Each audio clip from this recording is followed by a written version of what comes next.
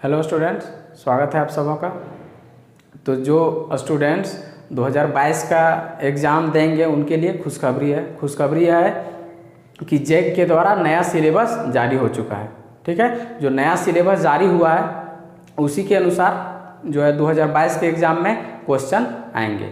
तो उसमें क्या हुआ है, कुछ टॉपिक को सेलेक्ट किया गया है और कुछ टॉपिक को हटा दिया गया, डिलीट कर दिया गया है। ठीक है, तो आज हम लोग डिटेल से समझेंगे कि किस चैप्टर से किस टॉपिक को सेलेक्ट किया गया और किस टॉपिक को डिलीट किया गया। ठीक है, तो वीडियो शुरू करने से पहले 12th या 11th में पढ़ने वाले छात्र, ठीक है, जो साइंस स्ट्रीम के हैं उनके लिए खुशखबरी है। खुशखबरी है कि जो छात्र हजारीबाग में मैथ पढ़ना चाहते हैं, वहाँ जाकर पढ़ना चाहते हैं या फिर घर बैठे पढ़ना चाहते हैं, ठीक है, वो स्क्रीन पर दिए हुए नंबर पर संपर्क करके बैच से रिलेटेड इन्फॉर्मेशन ले सकते हैं। ठीक है, तो आप लोग जल्द से जल्द जाइए, ज्वाइन कीजिए और ठीक है, और कंसेप्ट के साथ, ठीक है, पूरे कंसेप्ट के साथ मैथ को समझकर पढ़िए। ठीक, तो हम लोग आते हैं वीडियो पर, और वीडियो है जो वो केमिस्ट्री से रिलेटेड है। ठीक है, तो 12th साइंस के स्टूडेंट इसको अच्छे तरीके से समझेंगे। तो सबसे पहला चैप्टर हम लोग देखते हैं, फर्स्ट चैप्टर है सॉलिड स्टेट। तो सॉलिड स्टेट में जो सेलेक्टेड टॉपिक है, ठीक है, जो जिस टॉपिक से क्वेश्चन आएगा वो टॉपिक है, फर्स्ट है classification of solid based on different binding forces. इसमें पढ़ना है molecular solid, ionic solid, covalent solid and network solid और मेटालिक सॉलिड। ठीक है, ये क्रिस्टलाइन सॉलिड का टाइप है, उसके बारे में हम लोग को पढ़ना है। फिर उसके बाद है एमॉर्फस एंड क्रिस्टलाइन सॉलिड। इसमें यहाँ से क्वेश्चन पूछ सकता है कि what is the difference between crystalline solid and amorphous solid. ये जनरली क्वेश्चन पूछ देता है 3 मार्क्स में। ठीक है, उसके बाद है क्रिस्टल लैटिस। इसका जनरली क्या होता है, डेफिनेशन में पूछ देता है व्हाट इज क्रिस्टल लैटिस। और उसके बाद है यूनिट सेल। यूनिट सेल का भी डेफिनेशन पूछता है। तो ये सब क्वेश्चन को तैयार कर लेना है। ठीक है, उसके बाद है यूनिट सेल का टाइप ऑफ यूनिट सेल। जैसे यूनिट सेल 2 तरह का होता है, एक हो गया प्रिमिटिव यूनिट सेल, या इसी को बोलते हैं क्या, सिंपल क्यूबिक यूनिट सेल। इसका डेफिनेशन देख लेना है, इसको कैसे डिफाइन करेंगे। और दूसरा है centred unit cell. Centred unit cell में भी आपका 3 यूनिट सेल आ जाएगा, BCC body centred cubic unit cell, face centred cubic unit cell और end centred cubic unit cell. तो ये तीनों पढ़ना है, BCC, FCC और इंड सेंटर्ड यूनिट सेल। ठीक है, उसके बाद अगला है आप लोग का ब्रेवियास लैटिस। इसमें जनरली यहाँ से क्वेश्चन पूछता है नंबर ऑफ ब्रेवियास लैटिस, जो कितना होता है, 14 होता है। ठीक है, तो ब्रेवियास लैटिस को देख लेना। उसके बाद है क्लोज पैक्ड स्ट्रक्चर। यहाँ पर क्लोज पैकिंग पढ़ना है। जैसे क्लोज पैकिंग देखिएगा NCERT में, close packing in 1 dimension, close packing in 2 dimension, close packing in 3 dimension. ठीक है, तो क्लोज पैकिंग को देख लेना यहाँ पर। उसके बाद है अगला टॉपिक है वॉइड्स। ठीक है, इसमें वॉइड्स में पढ़ना है टेट्राहेड्रल वॉइड और ऑक्टाहेड्रल वॉइड। ठीक है, तो इसको देख लेना है। उसके बाद है पैकिंग एफिशिएंसी। ये सॉलिड स्टेट चैप्टर से मोस्ट इंपॉर्टेंट क्वेश्चन है, पैकिंग एफिशिएंसी। यहाँ पर पैकिंग एफिशिएंसी कैलकुलेट करने देता है, सिंपल क्यूबिक यूनिट सेल में कितना होगा, body centred cubic unit cell में कितना होगा और face centred cubic unit cell में कितना होगा।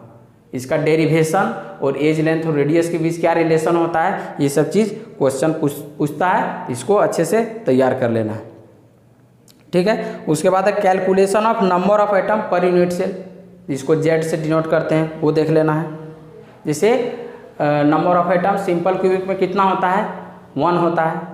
ठीक है, क्योंकि टोटल कॉर्नर पे होता है, कॉर्नर पे कंट्रीब्यूशन 1 बाइट होता है, तो 1 बाइट इंटू 8 करेंगे 1 आएगा। फिर BCC में कितना होता है, 2 होता है, total number of item per unit cell. फिर FCC में 4 होता है। इसी को कैलकुलेट कैसे करना है, ये इस टॉपिक में देखना है। उसके बाद है रेडियस एंड डेंसिटी। ठीक है, जैसे रेडियस और डेंसिटी, यहीं पर हम लोग पैकिंग एफिशिएंसी जब देखते हैं तो एज लेंथ और रेडियस के बीच क्या रिलेशन है, उसको देख लेना है। और डेंसिटी, तो डेंसिटी का फार्मूला जैसे आप लोग देख लेते हैं, थोड़ा यहाँ पर ये पढ़े होंगे, D = Z × M / A³ × Na। इस पर न्यूमेरिकल देख लेना है। यहाँ से अगर ये न्यूमेरिकल उठाएगा तो इस फार्मूला से एकदम है, एक क्वेश्चन देगा ही देगा।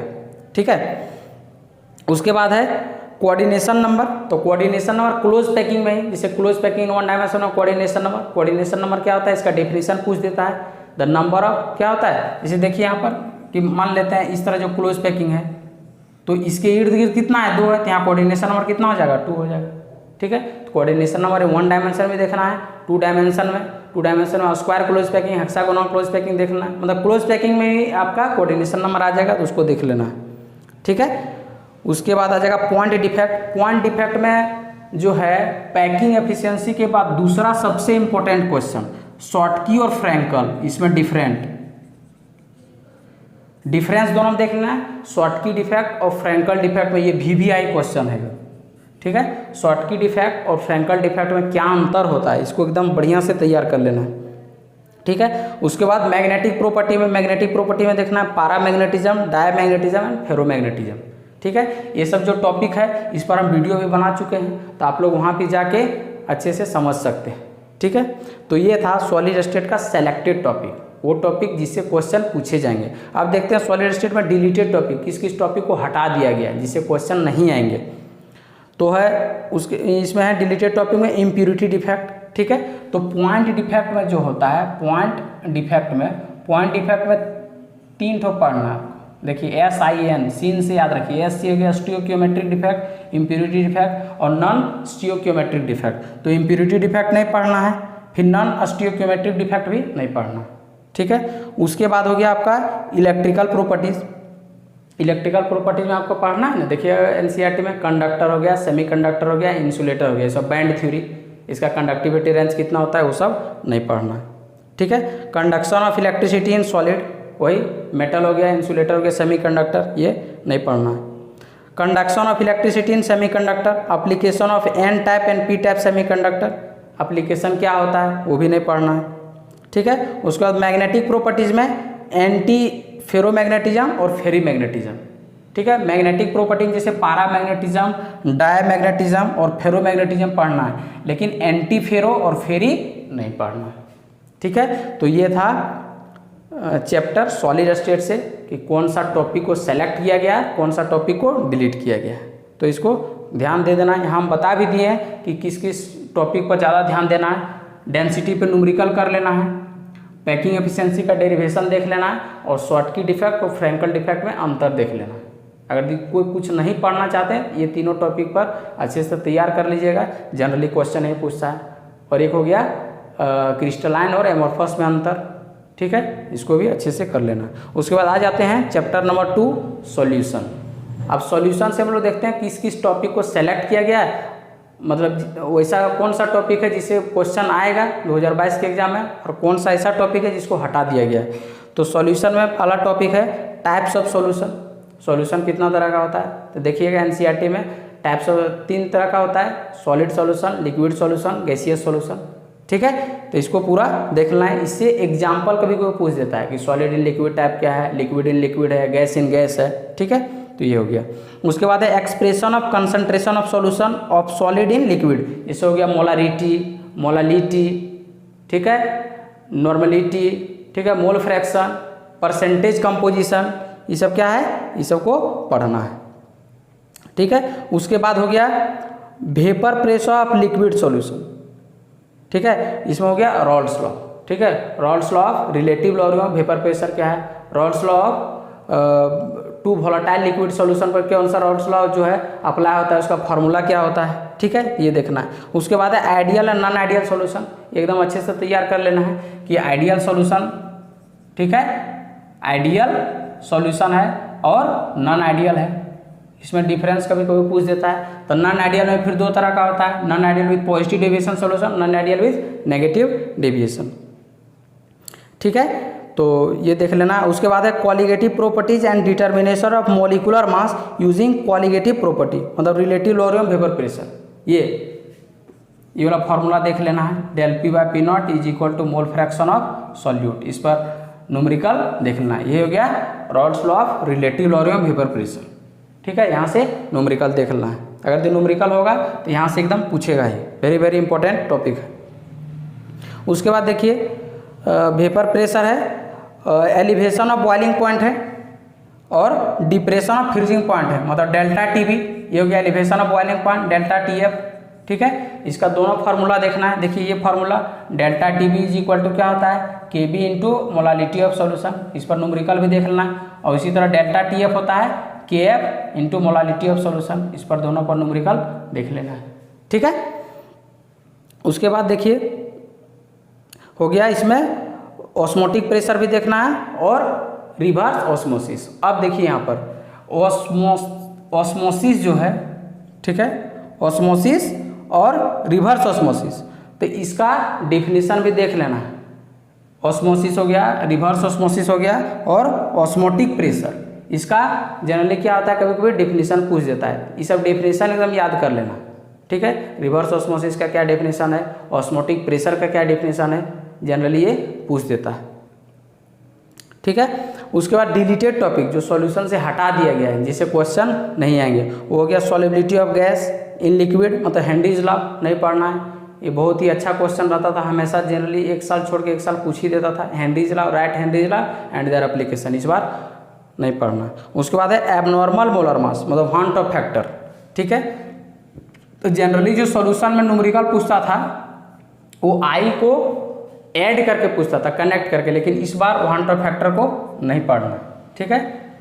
तो इसको टॉपिक से हटा दिया गया है, ठीक है। अब हम लोग देखते हैं तीसरा चैप्टर। तीसरा चैप्टर क्या है, इलेक्ट्रोकेमिस्ट्री।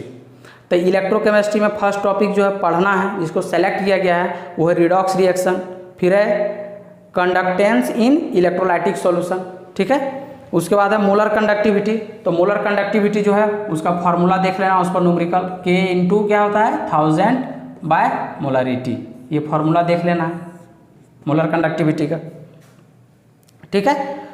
अब उसके बाद देखिए कोलार्स लॉ, इलेक्ट्रोकेमिस्ट्री का वेरी वेरी इंपॉर्टेंट क्वेश्चन, एकदम कोलार्स लॉ को एकदम से तैयार कर लेना है।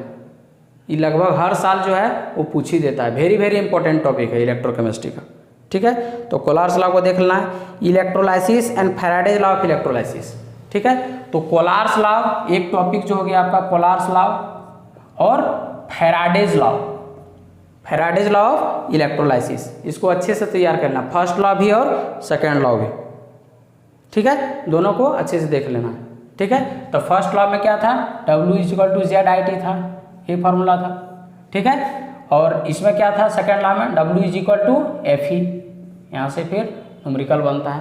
तो इसका दोनों का स्टेटमेंट जनरली पूछ देता है, ठीक है। और न्यूमेरिकल जब भी अगर पूछेगा इलेक्ट्रोकेमिस्ट्री से तो फर्स्ट लॉ से जनरली पूछता है। तो स्टेटमेंट फैराडे का फर्स्ट लॉ और सेकेंड लॉ को दोनों देख लेना है और इस पर न्यूमेरिकल को प्रैक्टिस कर लेना, ठीक है।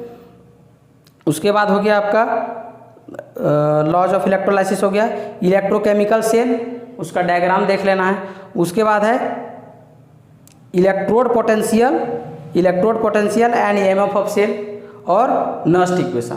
तो जो है electrode potential, EMF of cell, Nernst equation, मतलब नस्ट इक्वेशन को अगर आप लोग बढ़िया से पढ़ लिए तो ये सब टॉपिक सब उसी में कवर हो जाएगा। देखिए नस्ट इक्वेशन, ये इक्वेशन देखिए, E cell is equal to हो जाएगा E nought cell minus 0.0591 by n log Q, ये हो गया नस्ट इक्वेशन।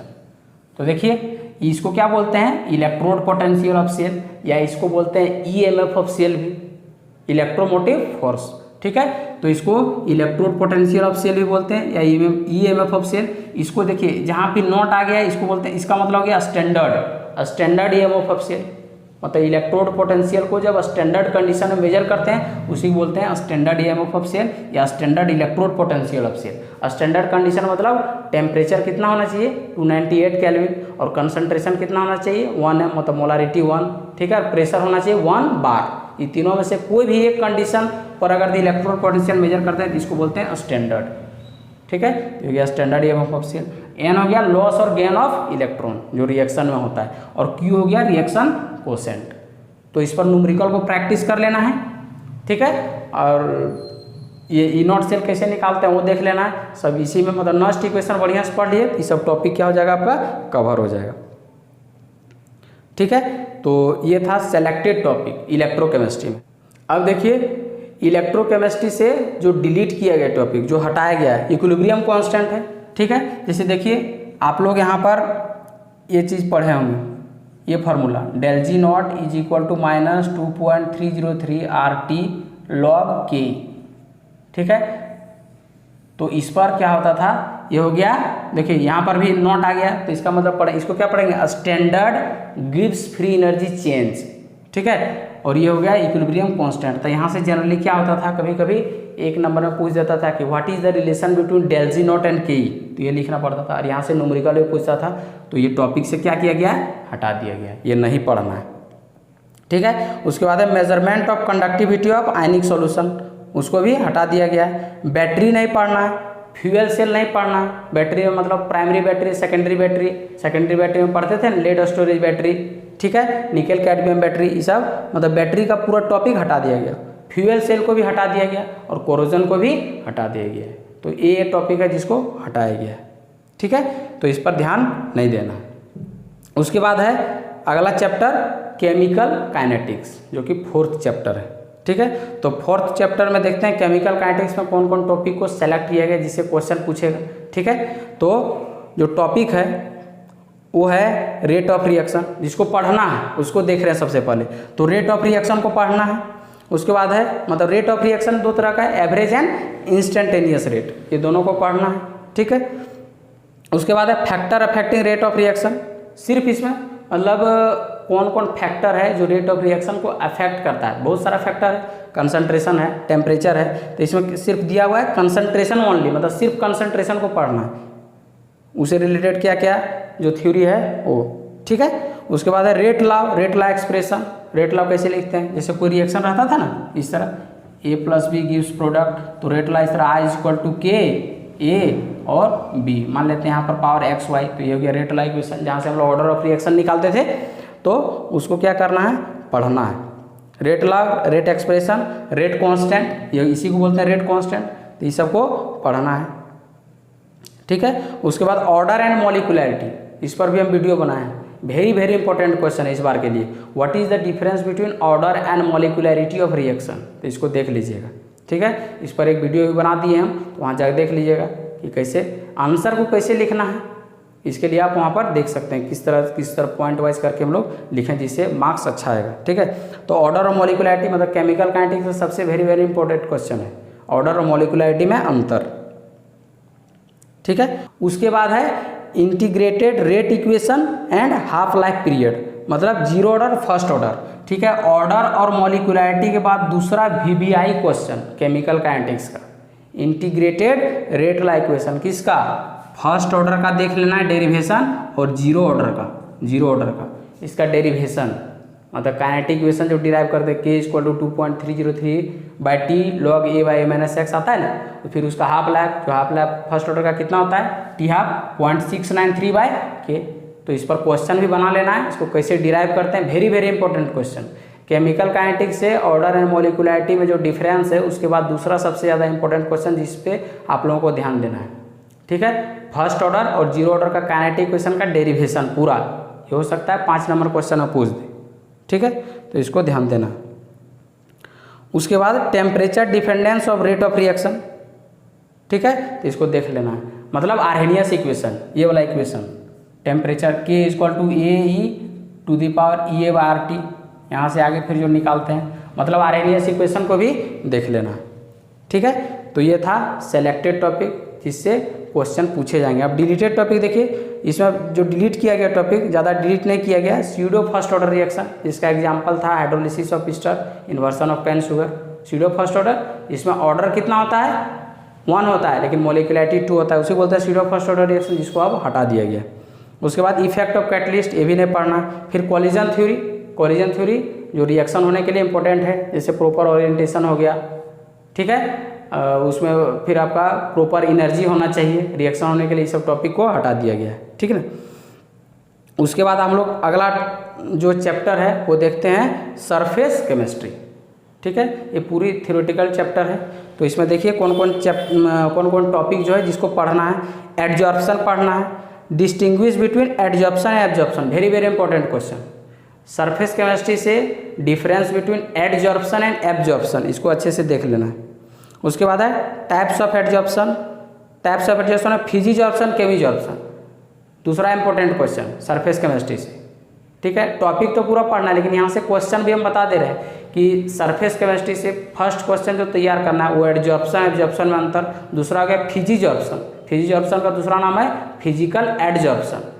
तो फिजिकल एडजॉर्प्शन और केमिकल एडजॉर्प्शन में अंतर ये भी देख लेना है, ठीक है। उसके बाद है distinguish between true solution, colloids and suspension. तो इसमें सबसे ज़्यादा इंपॉर्टेंट जो है कोलॉइड्स, कोलॉइडल सॉल्यूशन को पूरा देख लेना है। टाइप्स ऑफ कोलॉइडल सॉल्यूशन, इसमें क्या होता है एग्जाम्पल पूछ देता है, ठीक है, तो इसको देख लेना है। फिर classification of colloids based on physical state, physical state के बेसिस पे, वही जो टाइप्स ऑफ सॉल्यूशन इसमें एग्जाम्पल पूछ देगा, ठीक है।